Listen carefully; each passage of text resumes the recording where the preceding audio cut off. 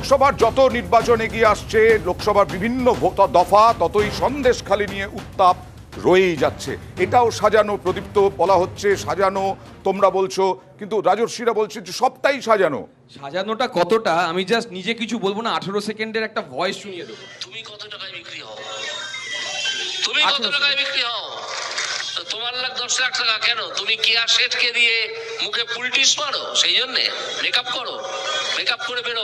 মমতা ব্যানার্জি মহিলা তো, মমতা ব্যানার্জি মহিলা তো, কে বলছে? জাস্টিস, জাস্টিস এখনো লাইভ আছে, লাইভ আছে আজকের শো।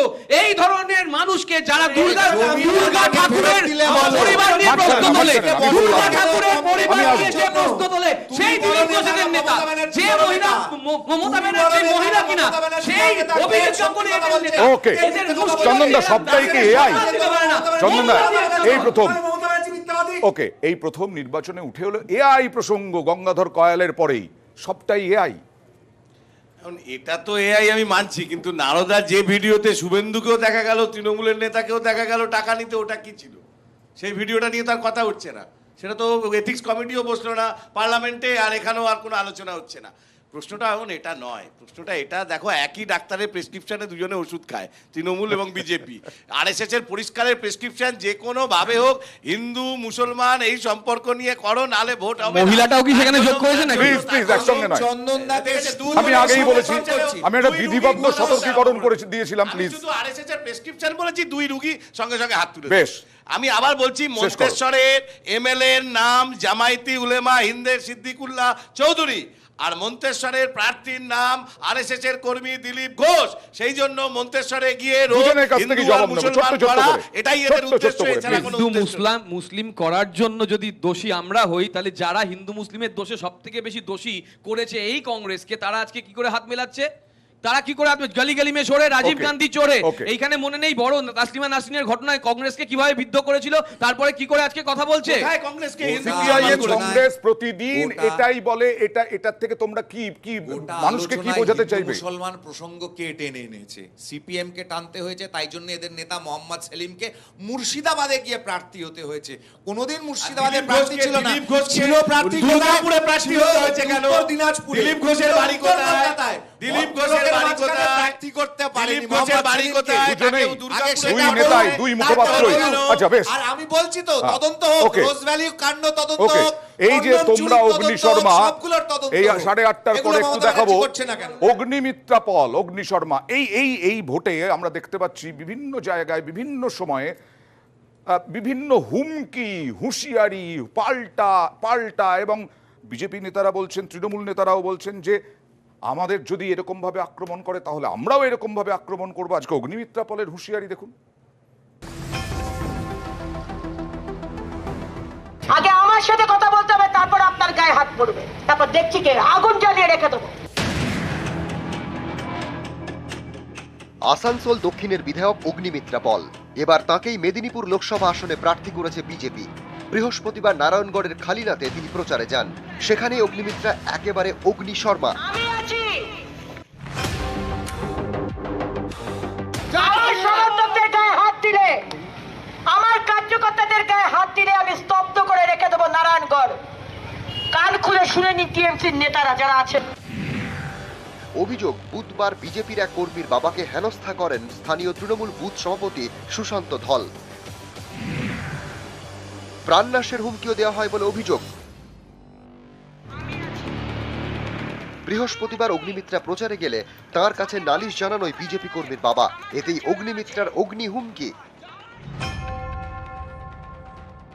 আগে আমার সাথে কথা বলতে হবে, তারপর আপনার গায়ে হাত পড়বে, তারপর দেখছি কে আগুন জ্বালিয়ে রেখে দেবো।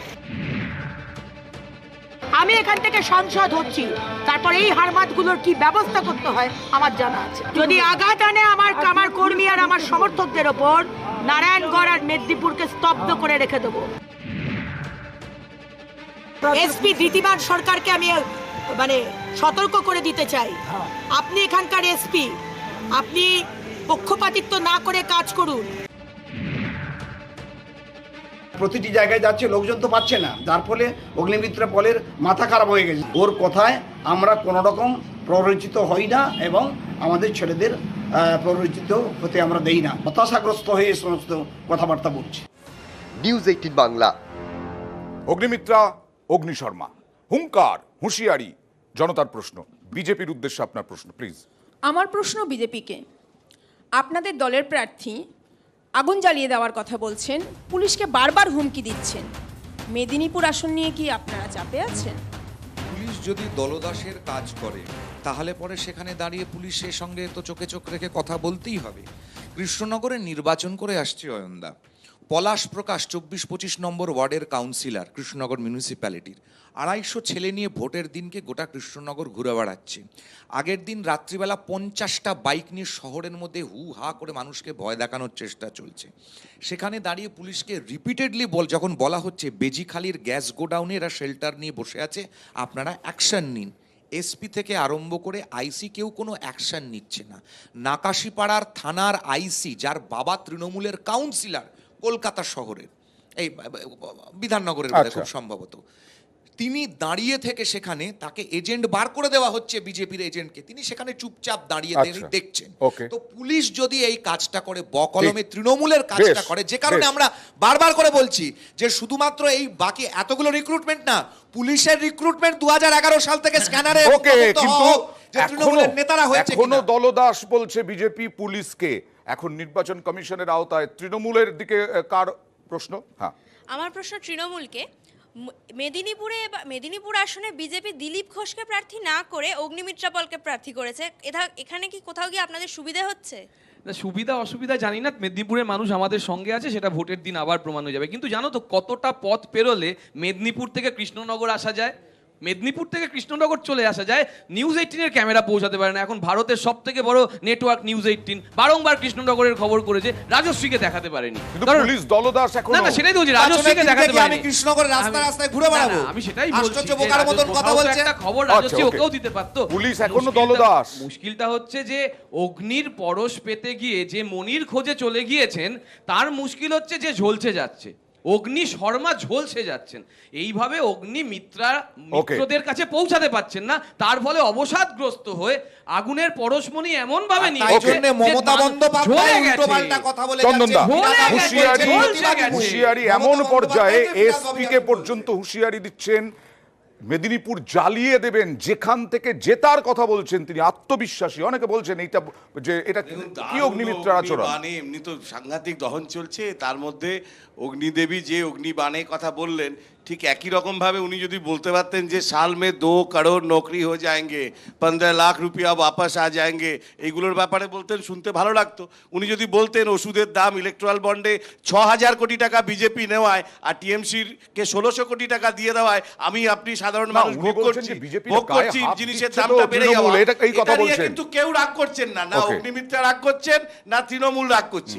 এগুলো আপনি আমি রোজ ভোগ করছি, আর এগুলোকে আড়াল করার জন্যই একটা রাগ মানুষ তার মধ্যে যাতে মেতে থাকতে পারে। দেখো, অস্ট্রেলিয়ায় ক্রিকেট খেলতে গেলে বাউন্সার যেরকম নিতে হবে, বাংলায় রাজনীতি করতে গেলে এইসব সন্ত্রাসগুলো হবে। কিন্তু আমার আপত্তির জায়গাটা কোথায় বলো তো? সেলিম সাহেব ভুয়ো এজেন্টকে নিজে হাতে ধরে বার করে দিতে পারে। আমাদের বহরমপুরের সালারে আমরা যখন কমপ্লেন করেছি তখন প্রিসাইডিং অফিসারকে চেঞ্জ করতে পারছি। নির্বাচন কমিশনের তো নির্বাচন কমিশন তো কংগ্রেস চালাচ্ছে, নির্বাচন কমিশন স্বশাসিত সংস্থা। আমি রাজস্বীকে বিশ্বাস করতে চাই কৃষ্ণনগরে এটা হয়েছে, কারণ বাকি সব জায়গায় হয়।